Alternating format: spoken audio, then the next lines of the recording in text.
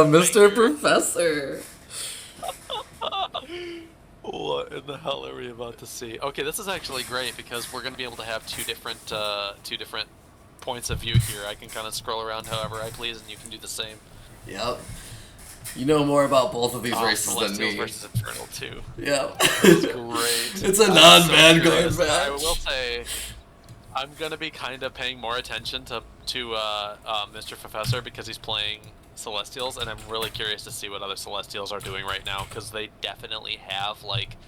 They're the race with the most options, in my opinion.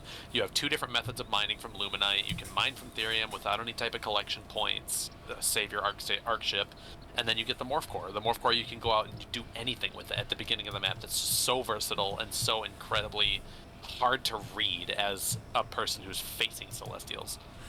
Oh my god, I know. And after our first cast, which was a great practice one, I'm so excited to have a live game where I do not know what is going to happen here. Like you said, anything is possible.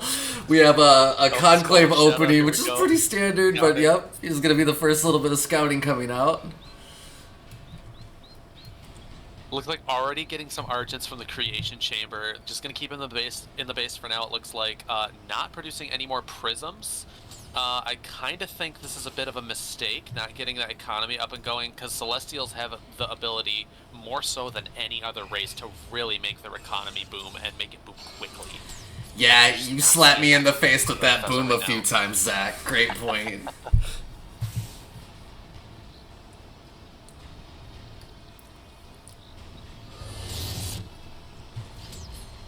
Looks like we're going to see that teleport home from the Hexen. Going to go back to the main shrine here, able to recall anytime they get themselves in too much danger. That's an ability the Weavers have as well, so both Hexen and Reavers can teleport back to their Proxy main shrine. Starforge. I don't know if you're looking at this right now, but we do have a Proxy Starforge with the Vector coming out.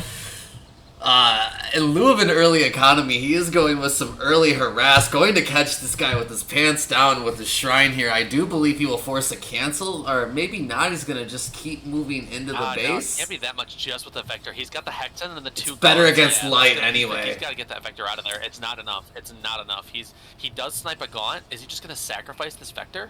It looks like he gets two Gaunts. Don't know if he will get out alive. He gets out. He does do a little teleport there. He blinks out. I think he meant to blink up the hill. Is he going to go for the health shrine? Another Vector joins him. He does have more Vectors coming. He's still pumping them out of the start. Oh, okay, so he's bringing the Argents over. I would love to see more Vectors. He has the resources for more Vectors. If he's going to keep this pressure on, he needs to keep producing. Yes, he does. He's going to lose this Vector here in the base, but he does have a few Argents finally coming in, so he will be able to start kiting here. Let's see if that works out for him. Brute entering the field. There's just too much Infernal. Way too many Infernals. That's not going to work. He needs to very bad micro there. You can produce so easily just with the production hotkey. You can make sure that you always have units producing. It'll default to make sure that it optimizes however many creation facilities you have. If you have 3 Starforges and you press the hotkey for Vectors 3 times, it'll automatically produce 1 from each, and just with the single production hotkey.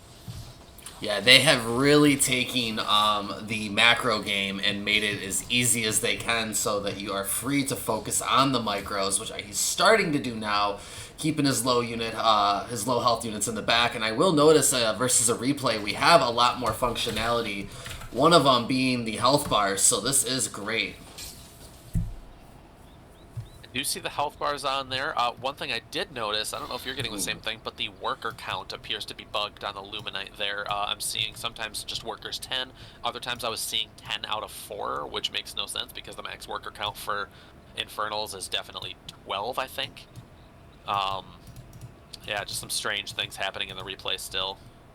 Still only 1 Conclave and Iron Vault for Bulmasmiddlefinger. We need to see some expansion on that. That is not going to cut it, especially not against Celestials.